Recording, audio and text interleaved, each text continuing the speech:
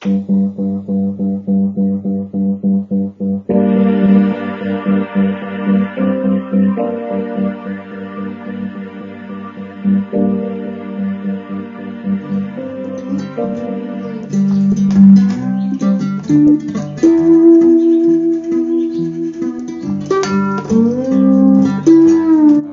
to have inherited most of my dad's old woodworking tools, so I've kind of been around that sort of thing, and I've been a wood butcher most of my life, and so somewhere around 2010 I decided I'd like to try to make some homemade instruments, and cigar box guitars attracted my attention.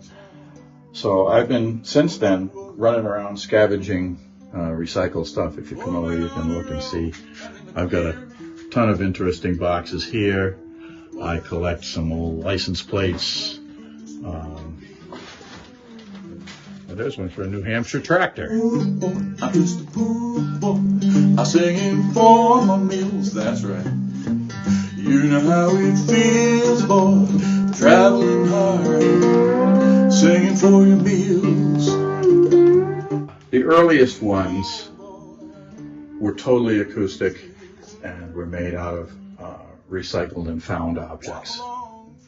And that was somewhat limiting, especially if I wanted to incorporate them in my live performance. So I found that I had to, over time, adapt and put some electronics in. And I used to, my wife and I, Claudia, we owned a music store in Great Barrington, and we would occasionally get old instruments that would be left there, or some things that were just junk, and I would scavenge parts, tuners, and electronics and things off of them, and I would incorporate them in some of my cigar boxes. So the earliest ones are totally recycled. Meals, You know how it feels, boy, traveling hard, singing for your meals. But you know, boy, how good it feels. A lot of my wood I would find at the side of the road, and a piece of furniture or something that, if it was decent furniture and not particle board or presswood or something, I would take it and knock it apart and recycle it. If you look over here, you'll see there's a couple of really nice pieces of cherry wood that were once shelving for somebody, and so they were going to get rid of it, and I said, oh no, I will take it and I will cut it, and it's a perfect width for a cigar box neck. Poor boy, just a poor boy, singing for my meals. You know how it feels, traveling hard, singing for your meals. It was hard to incorporate them into my performance. I'm a fingerstyle guitar player, and I really wanted to add these things to them. So I found that I had to go and get some electronics. I can show you something I am about to start. The first step in this is to assemble my idea. What do I want to do? What have I got? And what do I want to do? A friend gave me this old Volkswagen hubcap, and I found this old Bola wine box, and I thought, it's huge, I'm going to make a resonator bass. So I have a 2-string bass, which I can show you in the museum, and I don't have a 4-string with me. I've made them before, but I don't have one with me. So I'm going to make myself a 4-string bass. This is the beginnings of the neck. This is a piece of old mahogany that I've been dragging around with me that I got from my father, actually. And I have different tuners and things. I had to buy bass tuners. I couldn't get anything recyclable. So I had to buy some bass tuners for this, and a bridge, which the strings will go over, and some electronics. This is the pickup. There's a business, there's 2 in this country, one in New Hampshire and one in Florida, that's catered to people that are building these instruments these days. So this will be the pickup for the bass. Rolling? Yep, we're rolling.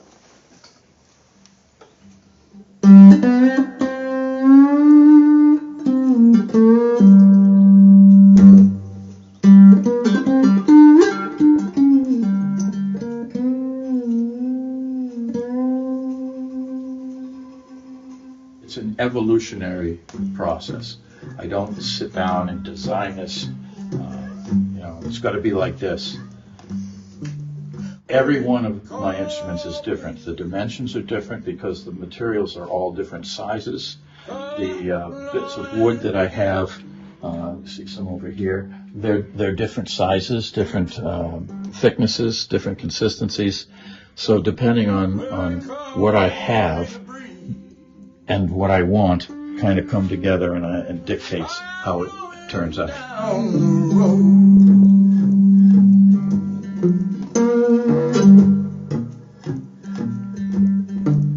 I don't love me nobody. Don't carry me to heavy load. I don't know how it's ultimately going to turn out. I'll cut a sound hole in it somewhere, and I may put a screen like this in it.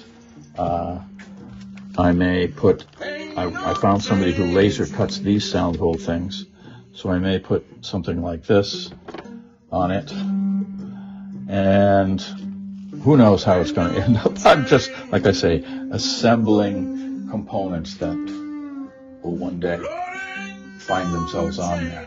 I have, you notice that all my tools are on wheels because I have to, this is a garage and I have to move everything all the time in order to get to it. But I've got drawers full of junk. I got shells. I've got shells. I've got sea glass. I've got a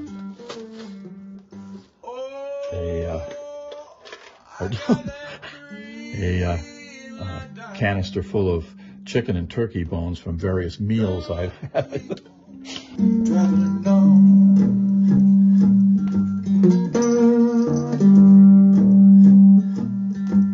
Got a green light, baby. Gonna keep on traveling on. Bottle caps. These are shells. More shells. Down to Florida, I don't know. This is full of, I believe, bottle caps, which I will make shakers out of.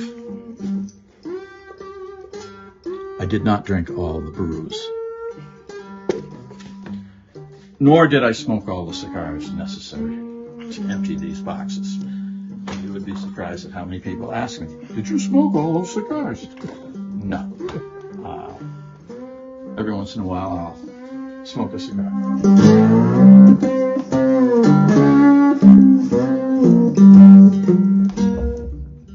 Hey there. Welcome to the museum. As you can see, we're open. These are the survivors. They're still here. They began, as I said before, building them in 2010. So there is a whole lot of instruments here. Some of the most recent, I think I played one of the most recent. But you can see everyone is different design, all cigar boxes. This one is an antique. It's Angry Bill. He lights up.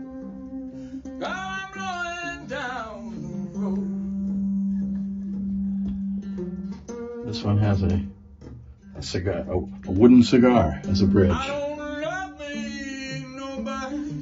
which is kind of fun. This one I bought off a Cuban fella in Tampa who was on the sidewalk rolling cigars, and he had a bunch of boxes sitting next to him. Don't carry me no heavy load.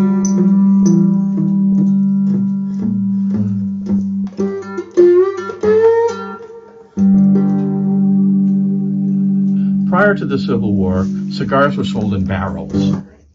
And so to pay for the war effort, someone in Congress somewhere along the line thought, hey, if we put these cigars in smaller boxes and tax them, we can help pay for the war. And that's how cigar boxes came to be. And people, generally country folk, poor folk, who couldn't afford mail order instruments like from Martin or Gibson, or which was the builders back at that part, would make their own. And what did they do? They'd make them out of the stuff they had around, which would be cigar boxes or kegs or nail boxes. And so I've basically kept that tradition going. And this one is a resonator that has a dog dish inside that makes the resonation.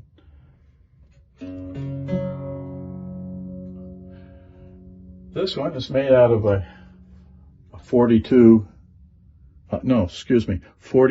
Chevrolet hubcap.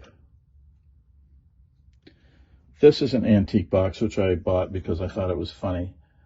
Pandora's box, hey, great. So I gave it a money theme, and this was appealing to me because it has a clear top, and folks can see the inner workings. It's number 95. I sign all the things. It's another really old box here with one of those wooden cigars as a bridge. Have you played all these out? Or most? Most of them. This one is a 6-string lap steel that sits on your lap. It's tuned to open tuning. And you'll see all the headstocks are different shapes, different materials. That's where I get, some of the creative stuff manifests itself there. Different kinds of wood, maple and cherry and spalted woods. Some of these are they're exotic. They're from Brazil and Central America. And I don't even know what they are. They're pieces of junk that I found at Berkshire Products. Over here we have tends to be the elongated ones and the license plates. I lived and played in the Virgin Islands for better part of 20 years, and so this one is kind of fun. This is the shark tank. There's the shark. I found this shark floating down the bridge in my yard, the stream in my yard one day, and wondered what the hell that came from, but I saved it, and look, he ended up in the shark tank. As I said, I collect all kinds of weird stuff and put them on the boxes. This is an old bolt I found in the road. This is a gear that came off my dad's table saw. Here's an ammeter from my old International Harvester tractor. Plumbing parts. Here's a fuel line from my Triumph motorcycle. Here's the Ghost from Maine, another license plate.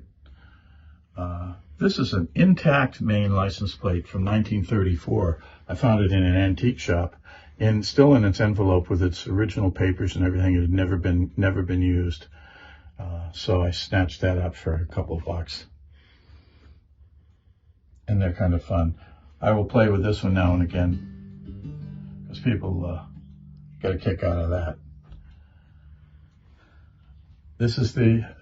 These two are 6-string cigar boxes, which are basically 3-string cigar box with double strings, much like a 12-string guitar is to a 6-string guitar. And these are my performance ones. Not in tune. Well, that one is. This here's another lap steel. Made out of a piece of mahogany and bird's eye maple, flame maple that had belonged to my dad, and I've been carrying it around forever. This is another, this is the performance 3-string that I just played on. This is a real old box. It's a 2-string bass.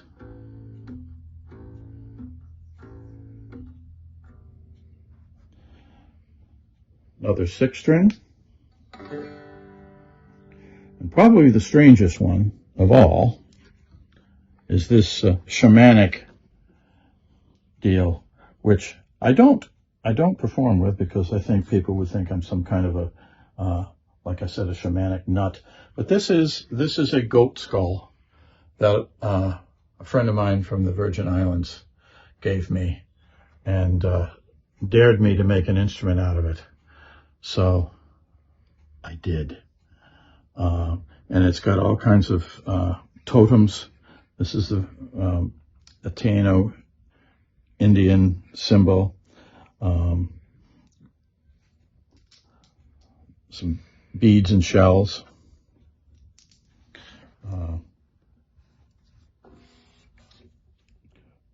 Buffalo nickels. Cigar box bridge. Has a nice robust sound. I wouldn't mind bringing it out, but I think some people get the wrong idea. Especially if I stab them with it. This instrument here is my cigar box version of an African harp called a ngoni. It's related to the kora. A musical colleague got a hold of a kora and was fascinated by it, and had me come see it and says, "Think you could make one out of a cigar box? I dare you." That's all I needed to hear. So there it is, a 6-string cigar box kora. I tried making a fiddle, and well, it's a little uncomfortable to hold. It does play. My wife plays a little bit of fiddle, and there's a video of it, so it does work. And a couple of my banjos. That's the banjo that George Washington played on his inauguration. Actually, no, it isn't. It's a 1930s Nabisco biscuit tin. And this is a 5-string banjo I made from an old hand drum that somebody had thrown in the trash. They all play. And this is number 1. This is the one that started everything. September 27th, 2010. I didn't have a cigar box. I had an olive oil can. I didn't have any really nice wood, but I had a 2x4. So I made the neck out of that. These are recycled things from an old instrument that came through the shop. And that's just a piece of pipe, and that's number 1. And it works. And here are a few more of 6 strings. This is a totally acoustic one. No pickups, no electronics, nothing.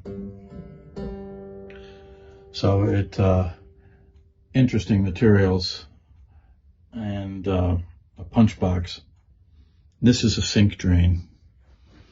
Let's see, what else? This is spalted maple. So is this, which was actually a piece of my firewood. And when I split it to put it in the stove, I saw how pretty it was. I said, I'm not going to do that. I'm not going to put it in the stove. I'm going to cut it up and make veneer out of it, which I did. And over here, this is an old single-string diddley bow made from a Blue Eagle cigar box all the way from Westfield, Massachusetts. And it is played with a slide made out of an old rib bone. So it does have a pickup in it, and I occasionally will use it in a demo show. Here's another diddly bow made out of a Arturo Fuentes.